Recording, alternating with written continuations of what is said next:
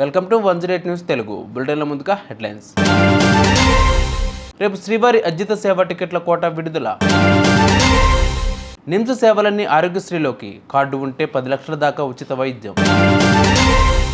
గయానాలో మోదీకి ఘన స్వాగతం, 56 ఏళ్ల రికార్డు బద్దలు కొట్టిన ప్రధాని మోడీ.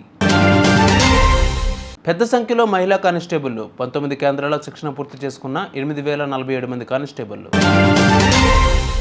23న బంగాళాఖాతంలో అల్పపీడనం వాయుగుండంగా బలపడే అవకాశం.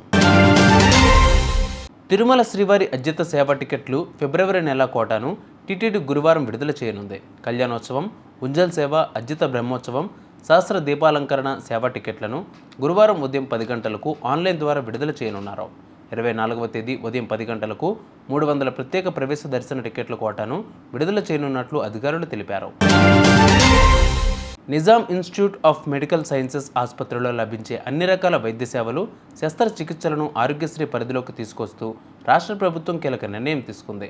దీనితో పేద, మధ్యతరగతి వర్గాలకు వైద్య సేవల పరంగా ఎంతో మేలు జరగనుంది. ఆరోగ్యశ్రీ కార్డు ఉంటే చాలు 10 లక్షల వరకు అన్ని రకాల వైద్య సేవలను నిమ్స్ ఉచితంగా పొందే వెసులుబాటు కలుగనుంది. బ్రెజిల్లో G20 సమ్మిట్ ముగించుకుని గయానాకు వెళ్లిన ప్రధాని మోదీకి ఆ దేశ అధ్యక్షుడు మహమ్మద్ ఇర్ఫాన్ ఆలీ సాదర స్వాగతం పలికారు. అక్కడి మోదీ క్యారికోమ్ అంటే the Caribbean community and common market సమావేశంలో పాల్గొననున్నారు. కరేబియన్ దేశాలతో భారత్కు ఉన్న వారసత్వ అనుబంధాన్ని పెంపొందించేందుకు కృషి చేస్తానని తెలిపారు. 2 రోజుల పాటు జరిగే ఈ సమావేశాలలో 14 దేశాలు పాల్గొననున్నాయి. గయానా పార్లమెంటు ప్రత్యేక సమావేశాల్లో ఆయన ప్రసంగించనున్నారు. 56 ఏళ్ల తర్వాత ఈ దేశ పర్యటనకు వెళ్లిన తొలి భారత ప్రధాని మోడీ కావడం విశేషం. రాష్ట్రంలో పెద్ద సంఖ్యలో మహిళా కానిస్టేబుళ్లు విధుల్లో చేరబోతున్నారు. 19 కేంద్రాల్లో శిక్షణ పూర్తి చేసుకున్న 8047 మంది కానిస్టేబుళ్లకు రేపు అవుట్ పరేడ్ నిర్వహిస్తూ ఉండగా వారిలో ఏకంగా 2338 మంది మహిళలు ఉన్నారు. ఒకేసారి ఇంత పెద్ద సంఖ్యలో మహిళలు కానిస్టేబుల్ విధుల్లో చేరుతూ ఉండడం ఇదే ప్రథమం.